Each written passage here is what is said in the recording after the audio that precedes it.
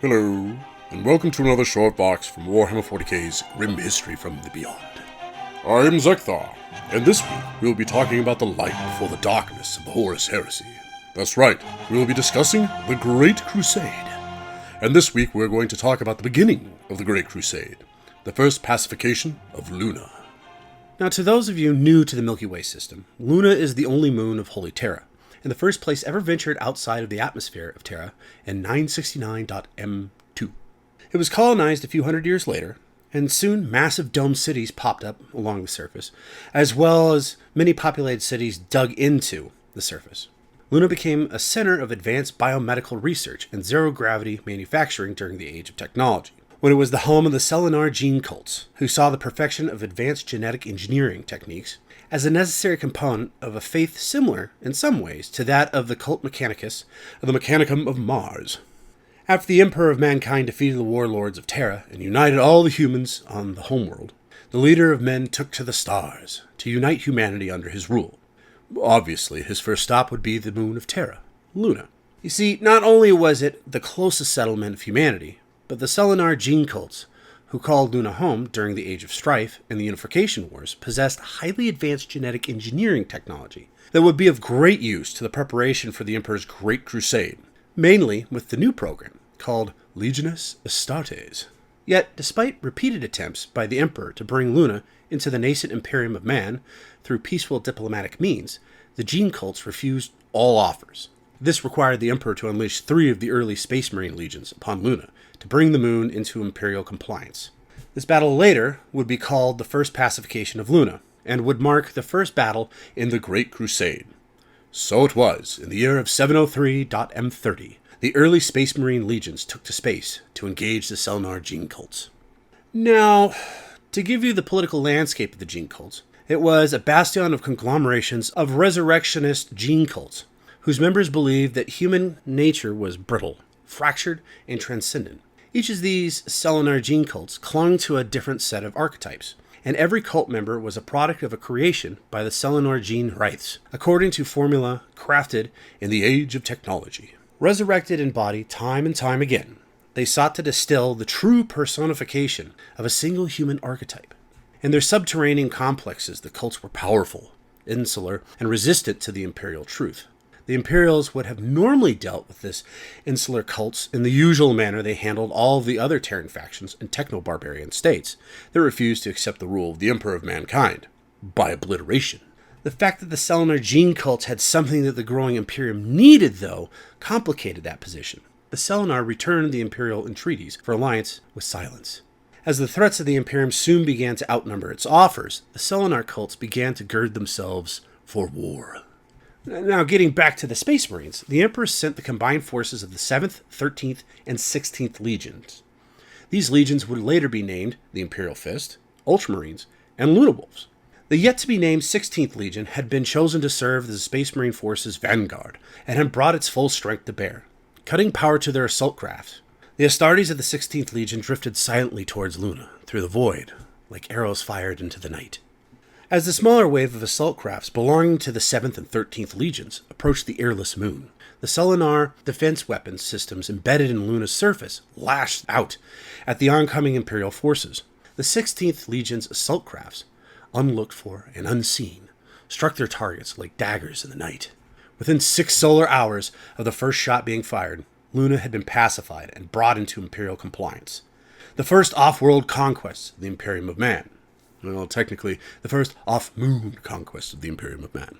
Faced with annihilation, the surviving Selenar cultists bent the knee instead.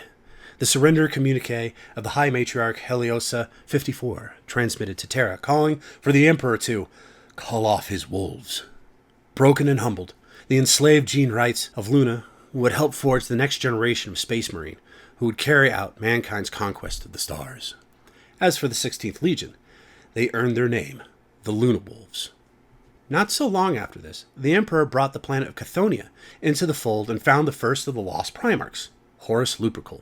Once united with the Lost Primarch, the Emperor gave him governance of the Luna Wolves, and they went hand in hand gallivanting into the dark night of space, conquering all that they found. Every once in a while, the Emperor would sense another one of his lost sons, and rush to go claim them. At these times, he left Horus and the Luna Wolves in charge of the Great Crusade to carry on in his absence. Now, one might wonder, and I'm betting most of you are, when was Luna pacified again?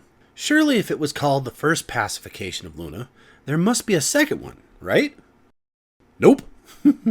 Well, throughout the history of Luna, there were some slight rebellions and such. There was nothing so large as to require 3 whole legions of Astartes. A good example of one of these rebellions actually was right after the surrender. The Selenar, even though being beaten, still despised the Emperor and his might, and would oppose the Emperor whenever they got a chance from the shadows. In an act of spite, the ruling matriarch Heliosa 54 ordered one of her followers to hide the extremely powerful Magna Mater from the Imperium during the First Pacification, and then deleted her memories. Thus, the Imperium did not acquire all that the Selenar researched. Later on, the Selenar effectively poisoned the Third Legion, also known as the Emperor's Children, with a disease simply known as the blight. This horrible disaster made the greatest mark upon the early decades of the Third Legion's existence. This was the catastrophic loss of nearly the entire gene seed stock of the Emperor's Children. Coming within a solar year of their greatest moment of triumph fighting at the Emperor's side at Proxima, it was to prove a turning point that was to forever alter the Third Legion's future. Now, pardon me. I'm getting a little ahead of myself. Let's back up a little bit, shall we? After the pacification of the Selenar gene cults of Luna and the Martian Compact allowed the Imperium to produce and equip new Space Marines at an unprecedented rate, and the legions began to expand to meet the demands of the new, vast war across the stars. As the Gene Forges of Luna began to implant recruits for all the Space Marine legions, a portion of the Third Legion's Gene Seed Reserve was dispatched to Luna for establishment there. What happened next is not clear to the history books. Some claim that elements of the Selenite cultists, still resistant to the rule of the Imperium and the Imperial Truth, hijacked the defense laser, destroyed the ship carrying the Third Legion's Gene Seed, while conflicting accounts recount that the ship lost control and crashed as it was attempting to dock, whilst others claim that it simply vanished. Now, as I continue on anyways, I believe that probably the first of these 3 options is probably the most likely. But yet again, getting a little too far ahead of myself, let me continue. The loss of the Third Legion's Gene Seed Reserve was a severe blow to the Legion's development, but it would not have endangered the Legion's survival if a secondary calamity had not occurred in such a quick succession. Like all the Legiones Astartes, the Third Legion recovered the progenoid glands from those of its warriors who fell in battle. From these organs, a fresh set of gene seed implant organs could be grown and a new Astartes created to replace the fallen. This system was, however, far from perfect. The nature of battle, and the manner of which legionaries died, did not always allow for such recovery. To ensure that there were always organs ready to implant into new aspirants, a reserve of gene seed for every legion was kept safe on Terra. From this emergency reserve, it should have been possible to keep the Third Legion supplied with new warriors, and even with the loss of the gene seed reserves sent to Luna, the Legion would have endured and in time grown. Its survival should have been certain, but in a single night, that hope was obliterated. It was discovered that a fast-acting viral blight had suddenly infected several of the gene seed vaults on Terra, its cause and origin unknown at the time.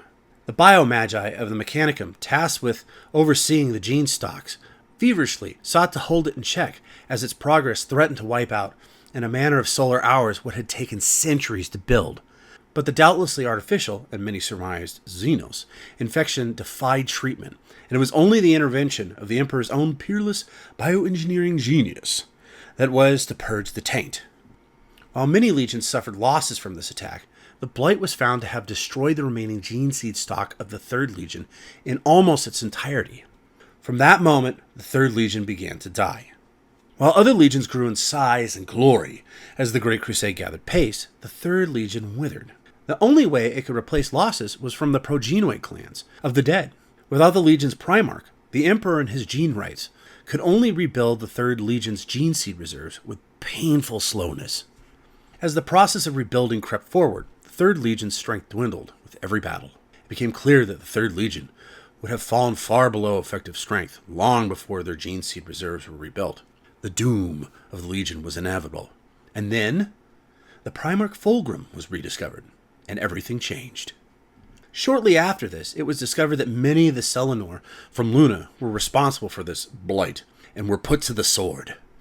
While this is not called the Second Pacification of Luna, this is the closest I can find of such things. Unfortunately, those who weren't killed seethed in patient anger until the Horus Heresy, and then chose to side with Horus and shared with him their genetic engineering technology. Now, if I may take a second to mention, the interesting fact that the Selenite cultists found their salvation in the very legion that crushed them under heel some 689 years prior shows how fickle these cultists are. I will say, if this isn't an example of the enemy of my enemy is my friend, then I don't know what is. Unfortunately for our hate-filled cultists, the traitors were defeated during the siege of Terra, and Luna was later reclaimed by the Loyalists early in the Great Scouring. Now, you are probably wondering what the Great Scouring is, and perhaps I shall do a short box on the matter at a later time, but for now I will give you the bare bones of the subject, and then, unfortunately, that is all the time we have for today. The Great Scouring, or simply the Scouring, was the Imperium of Man's great counteroffensive against the traitor legions and their allies in the service of Chaos, who had occupied much of the Imperial space during the Horus Heresy.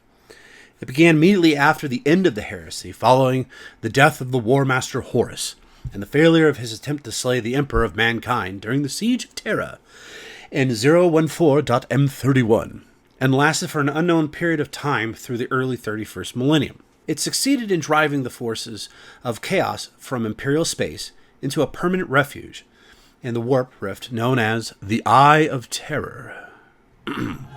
Next week, join us as we follow the Emperor, Horus, and the Luna Wolves as they battle the Orcs of Goro in the campaign known as Garo Hollowing. It is one of the few documented cases, in fact, where Horus and the Emperor fought side by side. If you enjoy this Vox, please like, subscribe, follow, and comment. And as always, until next time, this is Zeckthar, signing off.